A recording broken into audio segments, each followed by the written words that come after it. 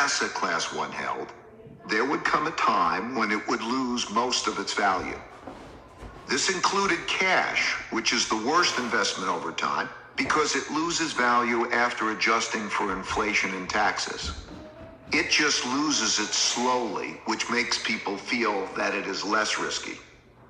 I also knew how difficult it was to anticipate the swings that caused those losses. I've devoted my life to it, and I've made my share of bad calls.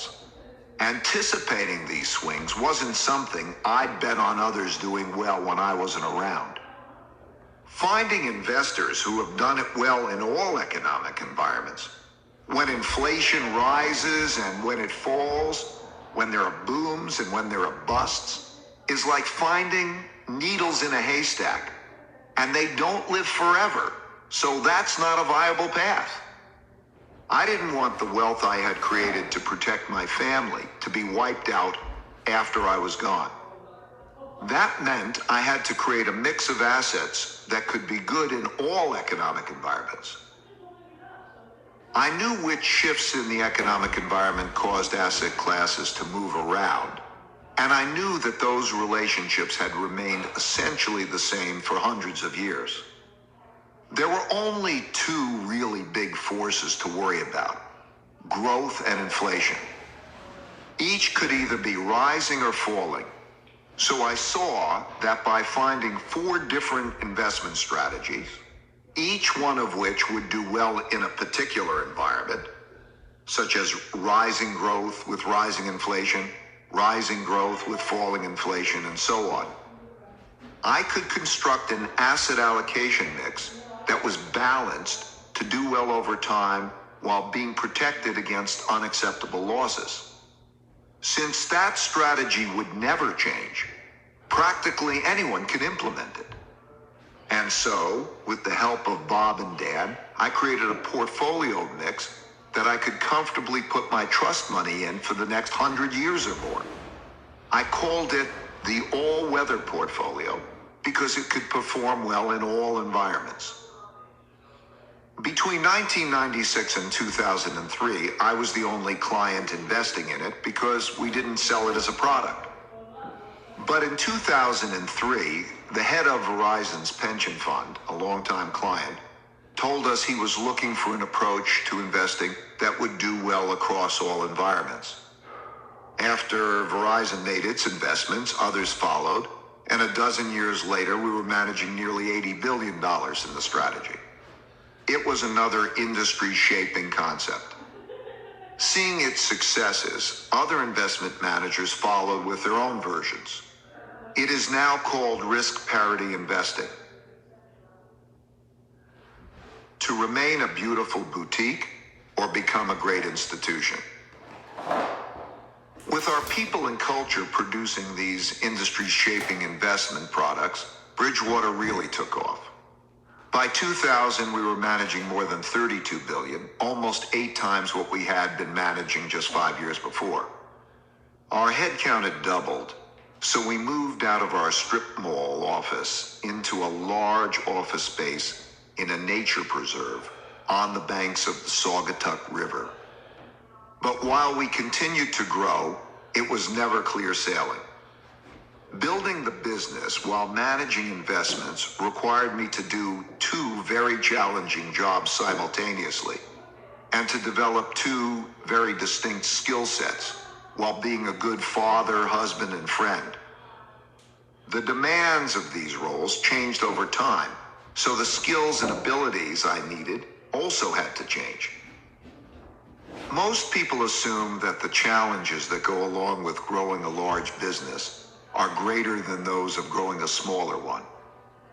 That's not true. Going from a 5-person organization to a 60-person organization was just as challenging as going from a 60-person organization to a 700-person organization, and from a 700-person organization to a 1,500-person one. Looking back, I can't say that the challenges were easier or harder at any of the various phases we went through. They were just different. For example, when I had no one to manage, I had the challenge of having to do almost everything myself. When I learned and earned enough to pay others, I had the challenge of managing them. Similarly, the challenges of wrestling with market and economic swings were constantly changing. I didn't think about it then, but it's obvious to me now that while one gets better at things over time, it doesn't become any easier if one also is progressing to higher levels. The Olympic athlete finds his sport to be every bit as challenging as the novice does. Very soon, we were faced with another critical choice. What kind of a company did we want to have? Should we continue to grow or stay about the same size? By 2003, I had come to believe that we needed to grow Bridgewater into a real institution instead of remaining as a typical boutique-size investment manager. Doing that would make us better in many ways. Better technology, better security controls, a deeper talent pool, all of which would make us more stable and permanent. This meant hiring more people in technology, infrastructure, and other areas, as well as additional HR and IT staff to train and support them.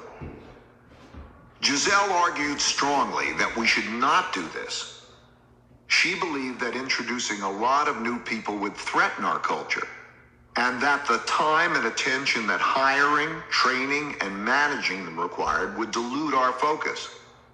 While I agreed with her points, I didn't like the alternative of not allowing ourselves to become all that we could be. I felt about this fork in the road choice the way I felt about most others. That whether or not we could have our cake and eat it too was merely a test of our creativity and character.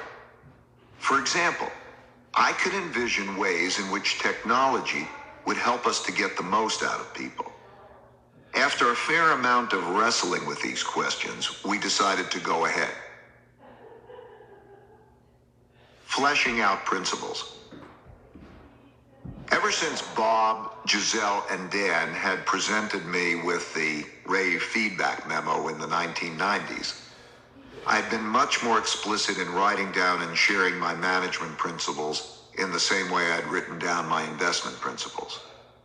At first, this took the form of shared philosophy statements and emails to the entire company.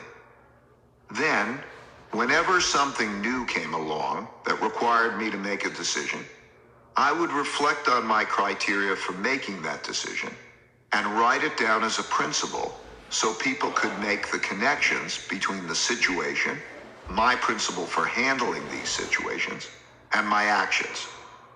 More and more, we saw everything as another one of those that had principles for handling them, like hiring, firing, determining compensation, dealing with dishonesty, and such, and had principles for handling them all.